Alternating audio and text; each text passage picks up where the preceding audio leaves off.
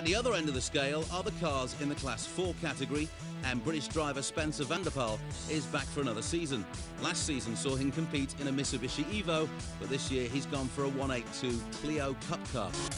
Van der Poel is no stranger to racing, having competed back in the UK, and last season saw him win the championship in his class here in Dubai.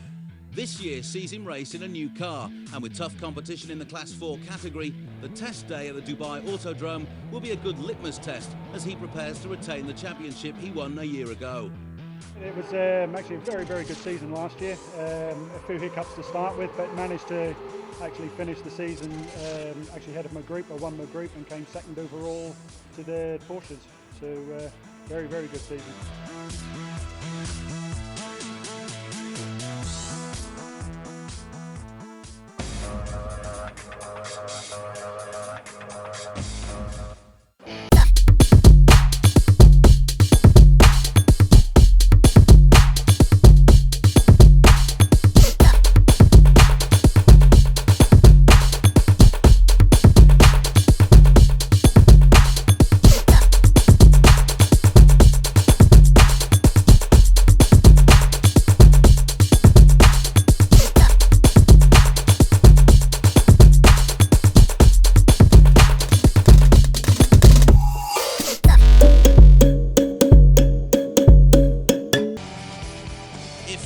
Doesn't do it for you, then the 2008-2009 UAE Sport Bike Championship promises to be one of the best local motorcycle racing seasons yet.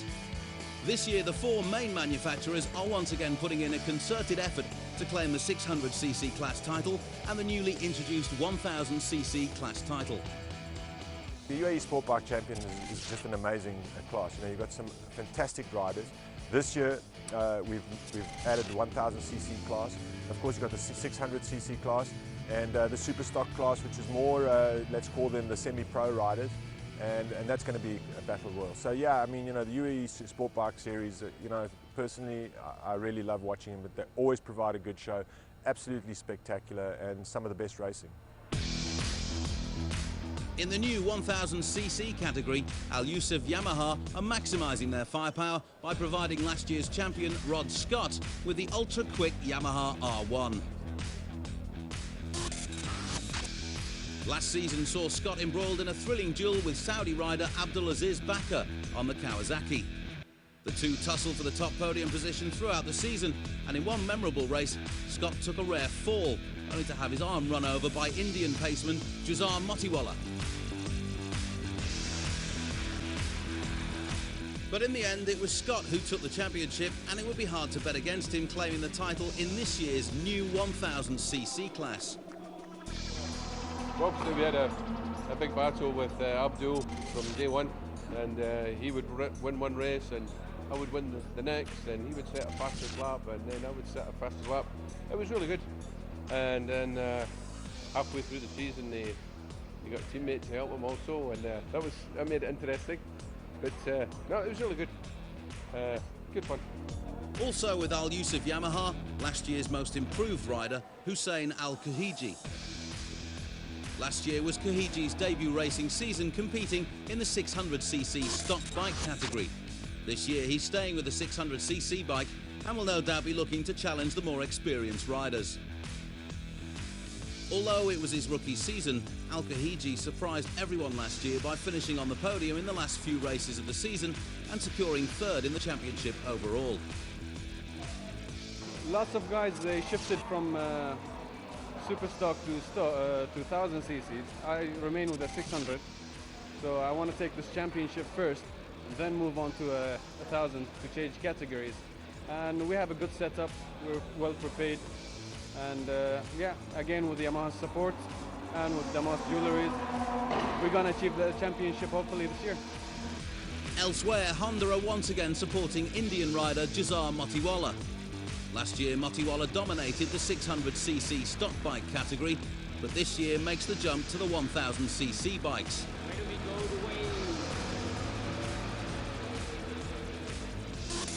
He was one of the most impressive riders last year, often battling on his production Honda against riders on modified super stock machines at the front of the field.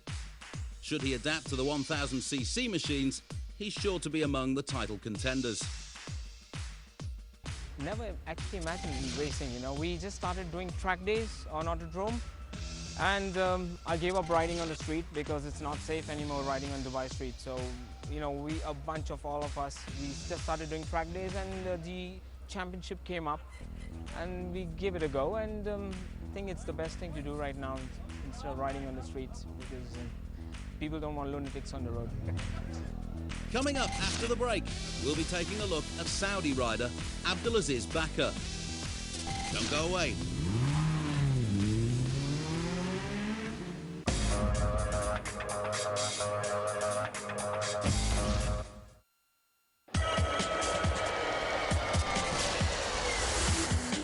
Welcome back.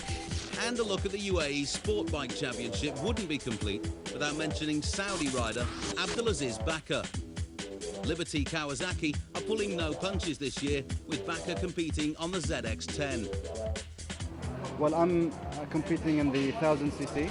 I'm riding a Kawasaki ZX-10, and that's an 08 model. So it's a new generation bike with a new chassis and engine. The bike, I've tested the bike handles very well. Last season we've done 600, so this is the first season that 1000cc's are introduced. So I think it's going to be quite a rush. Last season's championship went right down to the wire, with Rod Scott and Bakr battling it out for the final honours. In the end, mechanical failure and the never say die veteran Rod Scott contributed to Bakr narrowly losing out on the title.